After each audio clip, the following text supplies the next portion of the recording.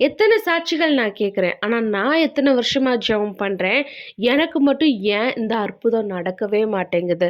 நேத்து ரட்சிக்கப்பட்டவங்க எல்லாத்துக்குமே அற்புதம் நடந்துருச்சுன்னு வந்து சாட்சி சொல்றாங்க. ஆனா என் வாழ்க்கையில அப்படி ஒண்ணு நடக்கவே மாட்டேங்குதே. கர்த்தருக்கு என்ன பிடிக்கலையோ? கர்த்தர் கூட பாரபட்சம் பார்க்குறாரோன்னு குழம்பிட்டு இருக்கீங்களா?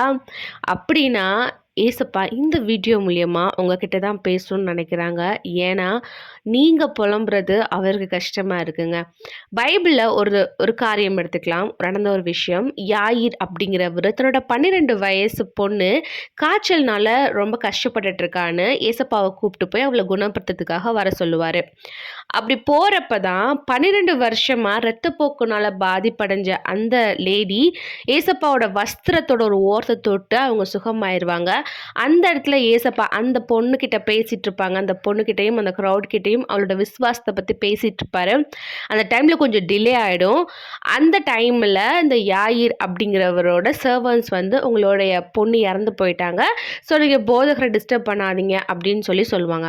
அந்த இடத்துல யாயிரும் ஏசப்பா கிட்ட ஓகே நீங்க போங்கன்னு சொல்லல. ஏசப்பாவும் யாயிர்கிட்ட அதான் குழந்தை இறந்துருச்சுல நான் போறேன்னு சொல்ல. அதுக்கு பதிலா அவர் என்ன பண்ணாருன்னா அந்த குழந்தைய உயிர்த்தெழ செய்தாரு.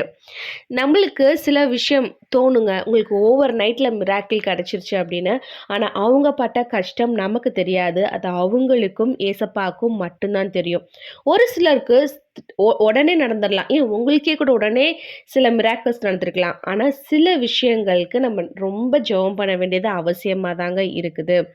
நம்ம ஏசப்பா கூட நடக்கிறோம். ஏசப்பா வந்து அதிகமா நேசிக்கிறோம். ப்ரேயர் பண்ணோம்னா நம்ம லைஃப் வந்து உடனே சரியாயிரும்ன்ற அவசியம் இல்ல.